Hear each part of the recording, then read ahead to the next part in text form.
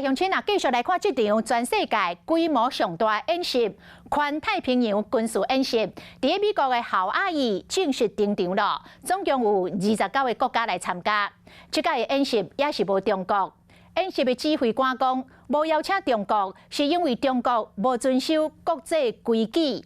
讲环太平洋军演，主要是要确保印度太平洋地区的和平繁荣，防止着侵略的行为，并未针对某一个特定的国家。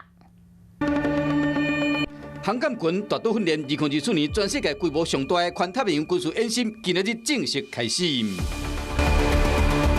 场面之大，为各国来军舰都看得出来。唔有主角卡尼文森号航空母舰、美国飞弹巡洋舰、普林斯顿号加拿大皇家海军的护卫舰、温哥华号亚洲的国家嘛是苏兰姆斯丁、韩国的中武公李顺新号、新加坡的科技级巡航舰建强号，以及文莱近海巡逻号。2年办一摆，29个国家、40台船、3台畅水舰、150多台无人机，超过25000名官兵参加。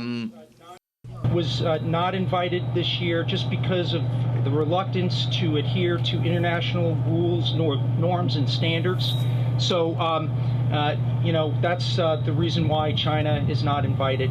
唔捌有中国参加的环太平洋军事演习，即摆增加意大利、巴西甲比利时。除了联合部队的指挥官是美国海军中将以外，副指挥官是智利海军的准将，以及日本海上自卫队的少将。现场出席的也有澳洲皇家空军联合部队的队长莫里斯、加拿大联合指挥部的莫纳汉。Aloha Rimpak 本届环太军演呢，虽然台湾没有受邀，但是我们在现场可以发现，其实今天在这里的外媒数量相对来说是比较少的，反而是台湾的媒体来了整8家之多。毕竟我们也非常希望能够在第一岛链扮演重要的角色。台湾嘛是无参加，不过这场演习29国集中伫第3岛链夏威夷，连用来炮沉落去的军舰嘛，被认为是针对中共。Honestly, Rimpak does not single out a particular nation or send messages to anybody. We're really focused on enduring maritime force capabilities to ensure peace and prosperity in the vital Indo-Pacific region.